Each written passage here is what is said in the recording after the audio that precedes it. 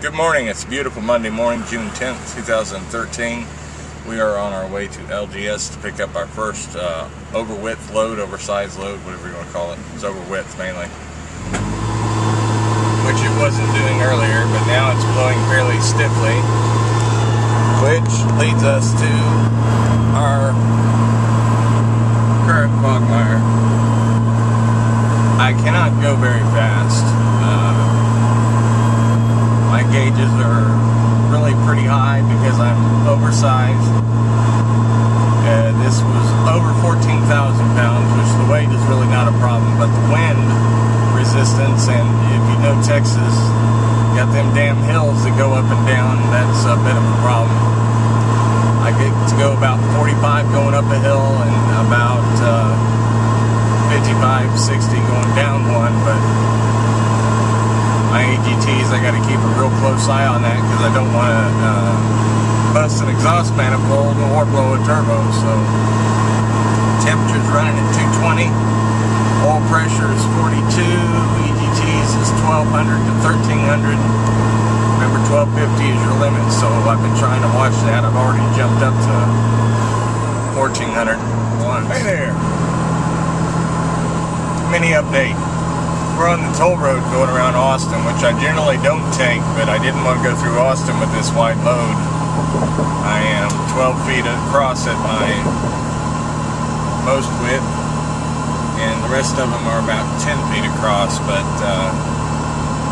12 feet, that's what I'm legally licensed for. I could have went downtown Austin, but that would be, in my mind, suicide. So what we did is take the 130 toll road, and I'm going to take that all the way down to 10.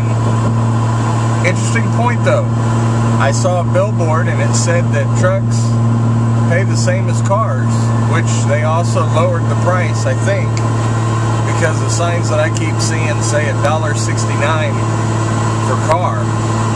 So this might not be a bad deal. I called them the other day to make sure that I can travel this road, and they said until March or April of 2014, they're doing this thing where they're letting trucks go for the same price as cars, which I think is pretty smart because it gets more people going this way than downtown Austin. But at the same time, if you get people used to going this way, and then of course in August or whatever, they'll jack up the prices. I don't know. There's hardly any cars out here. It's a nice road. The wind and everything is still being a little bit of pain in the ass in these hills. Alrighty then. Speed limit reduced ahead. My famous catchphrase, alrighty. We're on 281 now. We are 165 miles from the location. I've made contact with the on-site contractor who's going to put all this stuff together. And he said speed limit reduced 7 a.m. in the morning he wants to get together. He didn't know if there was a place that I could park at the location. Mother seems to think I probably shouldn't try that. I don't know. There are a few truck stops around, but I don't know if any of them are going to be available as far as a place for me to park by the time I get there. That being said, I guess they're talking about having me run back and grab another one and run down and just keep doing that. He said he needs another load this weekend as well, but he's going to talk to Miss Vicky about that. Hello. Well, we made it down here to Far, Texas. The wind was not our friend. The motor ran basically in third gear the whole way. I couldn't get it into overdrive. The EGTs were going too high.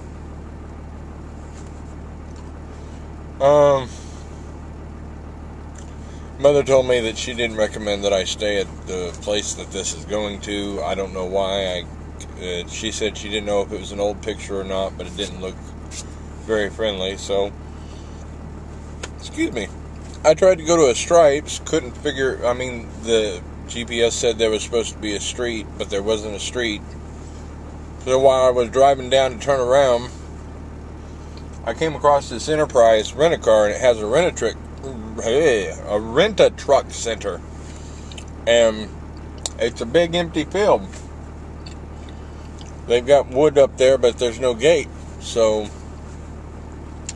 I pulled off in here and backed the truck up in here and went over there to check with Enterprise to see if it was okay if I stayed here, and nobody's there. They locked up and went home. So I'm like, well, good a place as any, I guess. We're about 6 miles away from our drop-off. There ain't nobody here. So I think it'll be safe. Anyway, our down the street neighbor, Arnold,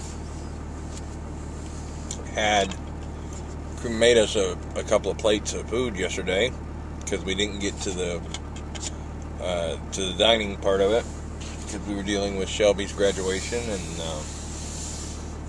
other things and trying to get a few more things done on the trailer. I was, so anyway, I ran out of time and he ended up throwing Mother and I a couple plates together, and pretty good, I'll tell you.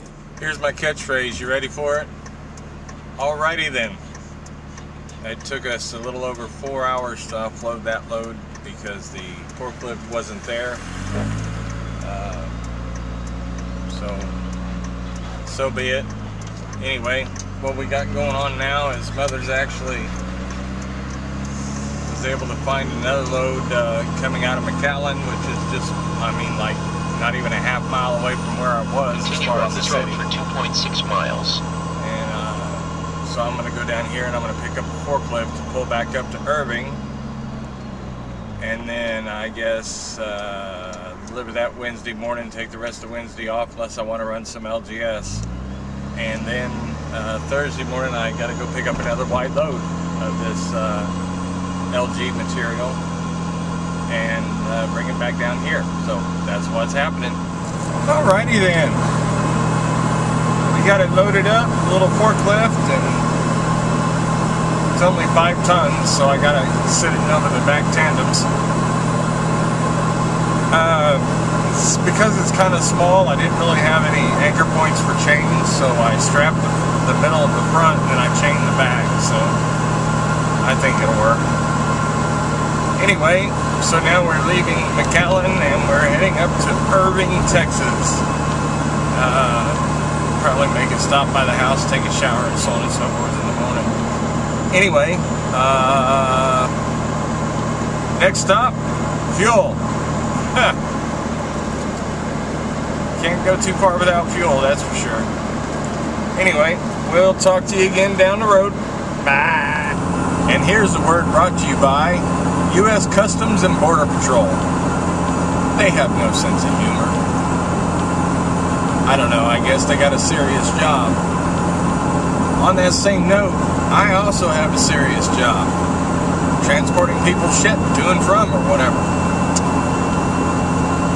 This little lady, I never saw her at this checkpoint before. I don't know if she's new or not. She couldn't really see up into the truck. So, she asked me if I'm an American citizen. Yes. Roll down your back window. Ma'am, roll down your back window.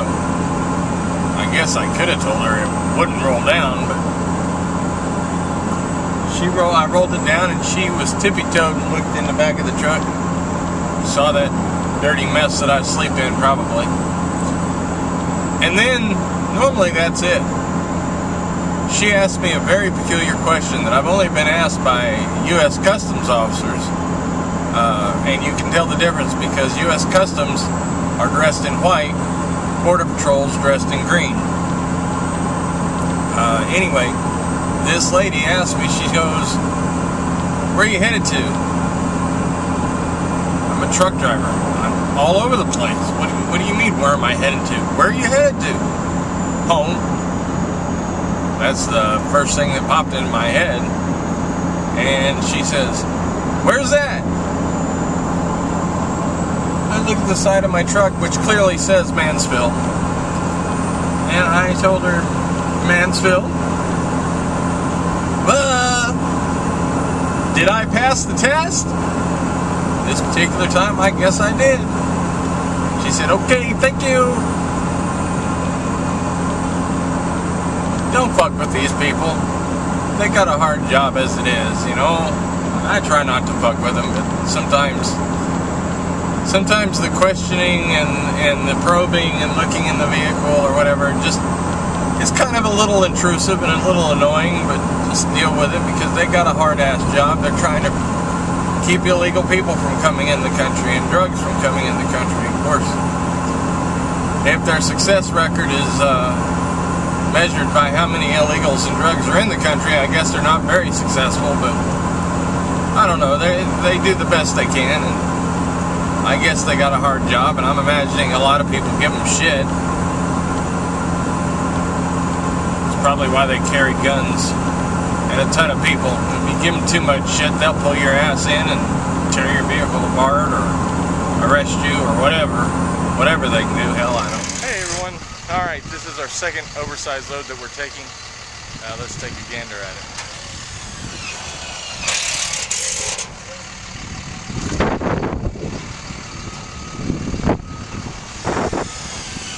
You see I have the straps down turned. Tires are looking good.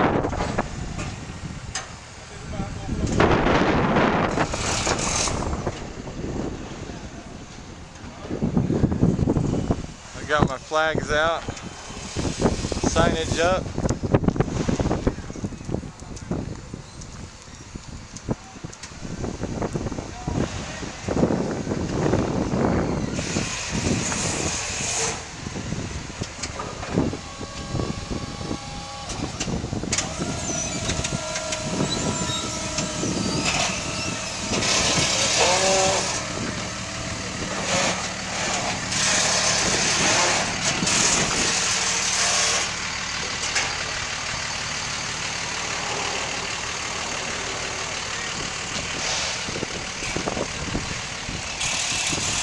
So this is the second haul we're doing down to Far, wide load. Hopefully it goes well. We'll see you down the road. Stopping for a train.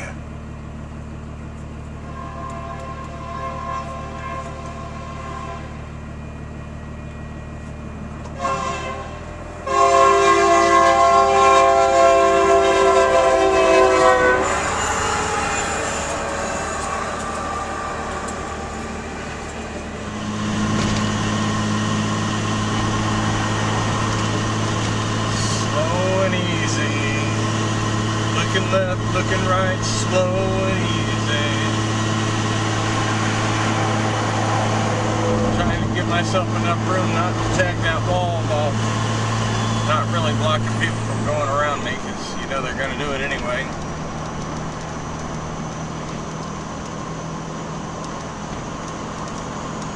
Although this probably isn't as bad as the other side where there's concrete walls on each side.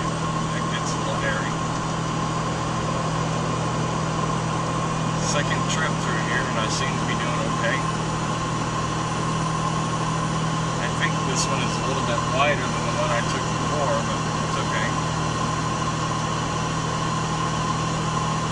We're handling it.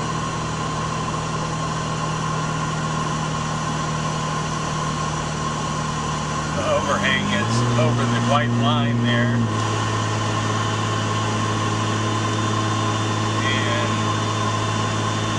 Basically, that's what I'm trying to ride until the concrete barriers come to the white line, then I gotta move all the way over. And yeah, that's why I bought a CB radio so people could.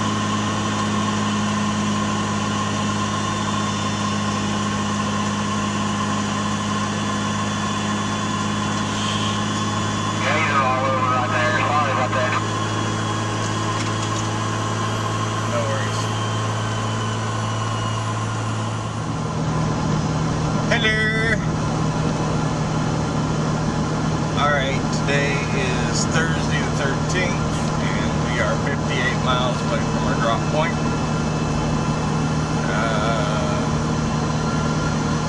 Got moving about 6:15 this morning. Probably about 125 miles away. We were just north of Dallas. Anyway, the reason for this little video is wait station I went through. It's about 15 miles ago. you know, they have those little cones there that are set up on either side. You got to drive through it to get on the weight scale right. I was afraid I wasn't going to fit, so I was going extra slow. DPS officer starts opening his doors. I'm coming there. I'm like, ah, hell, here we go. He got out. He's on his cell phone, you know. He got out, looked at me. I'm like, you don't have to wave at me twice. That's what they're doing with this. They're building a retirement facility, I believe.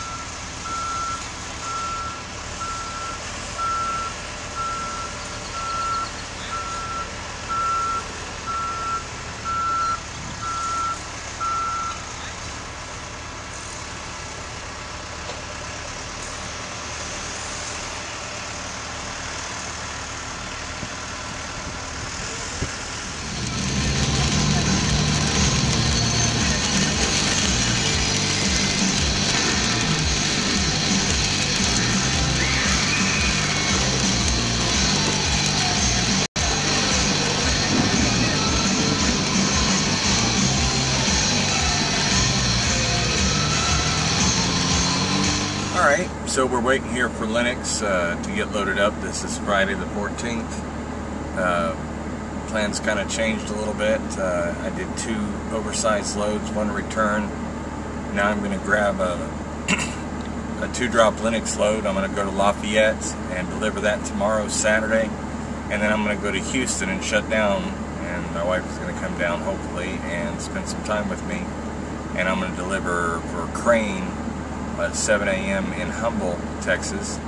After that, I'm on my way back up here to the DFW area, where I'm going to pick up my next oversized load on Tuesday. So things are definitely hopping, and I can definitely feel it. I'm pretty tired, but you know, it's working. Everything seems to be doing all right, making a little bit of money, and hopefully can make enough to, you know, justify working all these hours, and also to pay off some loans that I had to take out in order to keep the company going. And hopefully after that we can start looking at getting another truck, or maybe another driver, owner, operator, or something on. I don't know.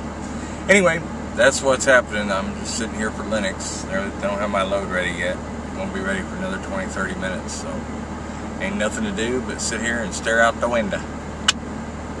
Talk to you later. And now for a note for the fucking thieves down here in Humble, Texas, right outside of Houston.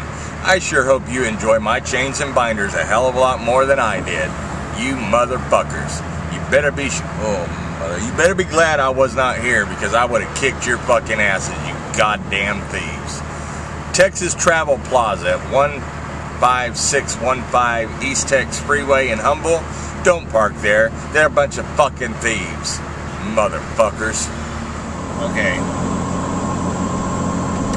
Dropped off the ACs at Humble, and I drove by Home Depot to check on how much it's going to cost to replace the chains at least. I still got to buy binders. Over $160 for just the chains, and about $130, $140 for the binders. So yeah, that's about a $320 theft off my truck. Can't believe it. You know, kind of pisses you off because you're out here, you're busting your ass, you're making it, but by the skin of your teeth, and just have some motherfucker come up and steal your shit like that. It ain't cool. What can you do about it? That's the kind of place we live in nowadays. So I guess the method of this story is don't rely on the one lock. I've got to fix the lock on the trailer because they fucked that up too when they broke in. I'm also going to look at possibly getting a second lock on there. Fuckers. So that way, you know, it'd be a little more secure. But you know what? To be honest with you, it doesn't matter how many damn locks you have on there. If they want your stuff, they're going to take it.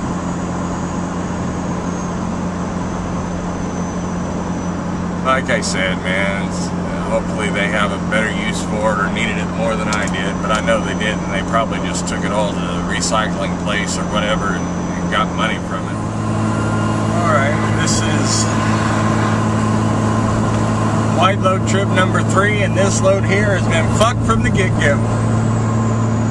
I left the trailer, and they loaded it when I wasn't there, which probably has nothing to do with load shifting a couple of times already. The load shifted when I was going through that construction zone on 35 on the back, and I almost lost the entire back third of this load. It shifted off to the driver's side, and it moved away from the middle part on the passenger side by about 2 feet. Took some ratchet straps and got hold on the end of it and ratcheted it back in place. And then I just had another load shift. They took a 4x4 pallet and they put a gazillion little stud things, metal stud things up on it, and they put it where all the studs, the 2-foot studs, are, instead of from the sides, they put it on the trailer to be strapped on the ends, and it wasn't wrapped very well. It's with that cellophane. And I said something about it. I said, is that even going to ride like that? And they're like, oh, we'll put more cellophane around it. It didn't. It crashed over on the other thing, and I've got cuts on my head. Reduced ahead. Cuts all over my hands and arms trying to secure that stuff, re-secure it, whatever. But I'm 153 miles away. This is a long trip.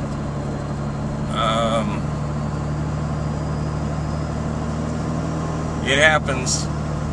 I feel like a rookie, and I guess that happens too. Okay. We're here at the site, and I think we know what went wrong. Just videotaping the catalog. These things here I was afraid would fall, and we wrapped them a couple more times with cellophane, but I still probably need to turn it to the side versus on the ends. I would have been more comfortable with that, and because all these things are now loose. As far as the damage back here,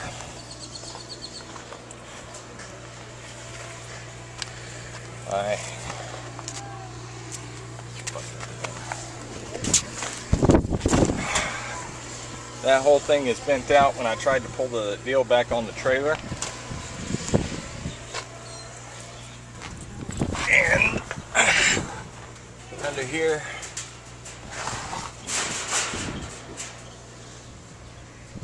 you see the other ones, the cross members are going across the bed. This one, the cross members are going with the bed, which made it a little bit more unstable, and that's one of the contributing factors, in my opinion, as to why it slipped.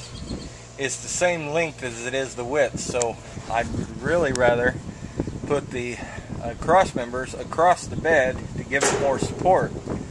So that way it would hopefully hold a little bit better. So There we go.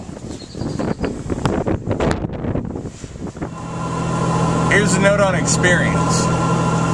People who have been doing things for years think that they're infallible. However, they're not perfect. And in my example, I said, I've been jacking off my entire life and I'm still not perfect. But, you know, mistakes are made and things happen. This is our fourth load running down to Far, Texas. Everything is sitting right, doing fine. They went ahead and put the cross members across the bed like I wanted. In addition to that, they went ahead and tapped some L brackets into the bed on 4 sides, or 2 on 3, 6. It's 3 in the front, 3 in the back. And so this motherfucker ain't moving nowhere, no how. So anyway, just note on experience. You can have all the experience in the world, but it doesn't mean you're perfect, and it doesn't mean that you don't make mistakes. It is the driver's responsibility to ensure that everything is secured properly and loaded to his liking on his trailer to transport it. And you know, my attitude up until the other day was kind of, you know, you've been doing this for years and you probably know better than what I know. And when I pointed out a few things, I was dismissed. However, they ended up becoming problems. So it's a learning process. Again, the day I stop learning will probably be the day I'm dead. I truly believe that. Each and every day you can learn something new. Each and every day you take challenges and you have opportunities to learn. Okay, I'm gonna let you go. As you can see, I'm constantly, I got my head on a damn swivel here, trying to make sure that I'm clearing everybody, and everybody's got enough room to get around me while I try to get up this little hill.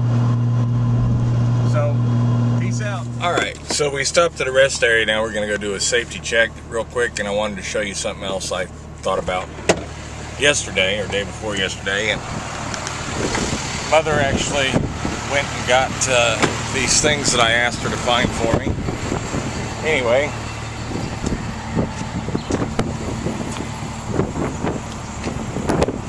looking good, looking good. Awesome.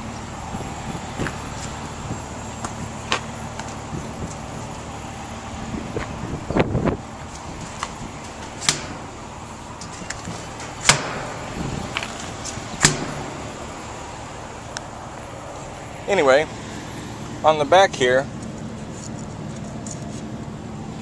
I was having problems with that sign. Came off the one time, and then of course the day after the next trip I almost lost that load that was causing me problems, and it ripped up my strings and shit.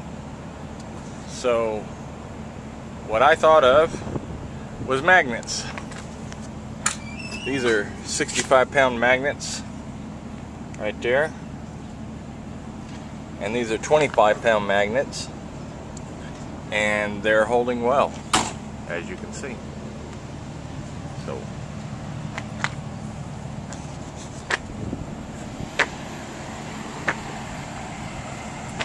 checking the tires too, making sure they're good.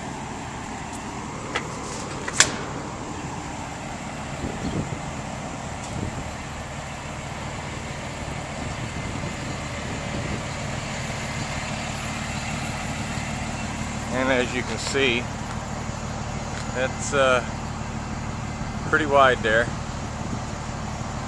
12 feet. Not too bad. Anyway, now I'm going to the restroom, and there you can't come. We'll talk to you later. And I don't know if you guys would be interested in this, but this is the way I do it. Every time I stop to do a safety inspection, I just draw a line and put SI.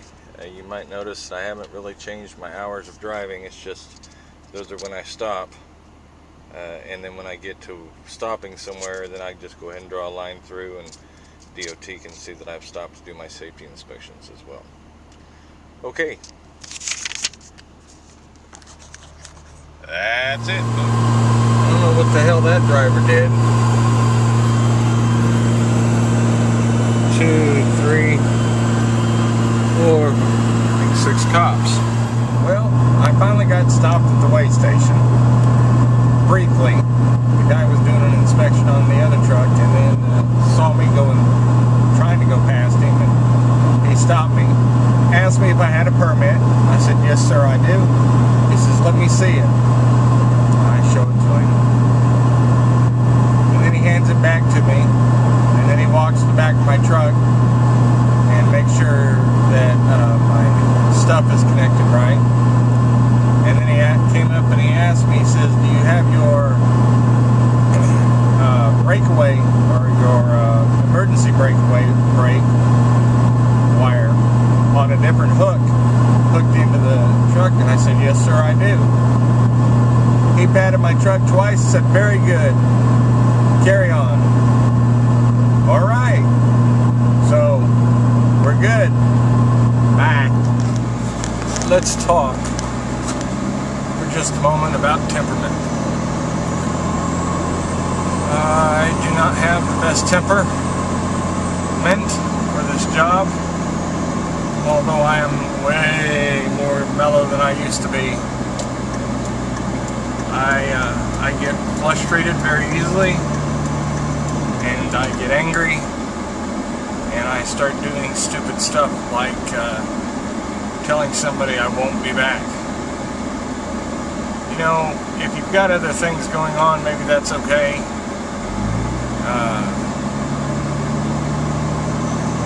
If you don't, maybe you should hold your tongue or something, I don't know. I have a problem with this one person that I'm pulling for now, Linux, okay?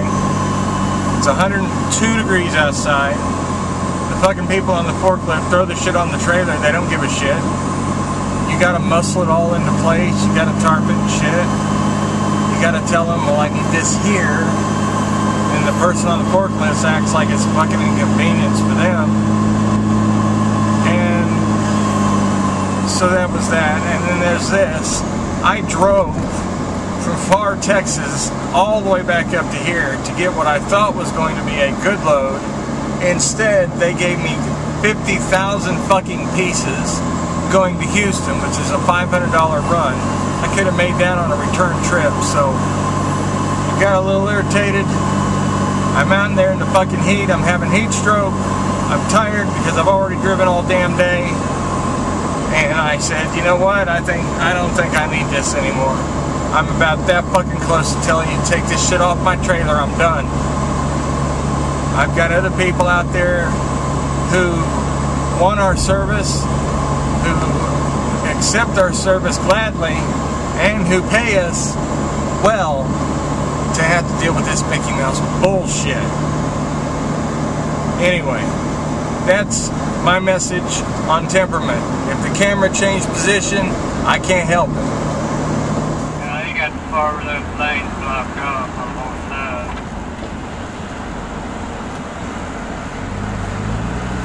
There's not a lot left for that car. Well, that left lane's moving awful good. 50 feet apart. Yeah, the left one is blocked right off, but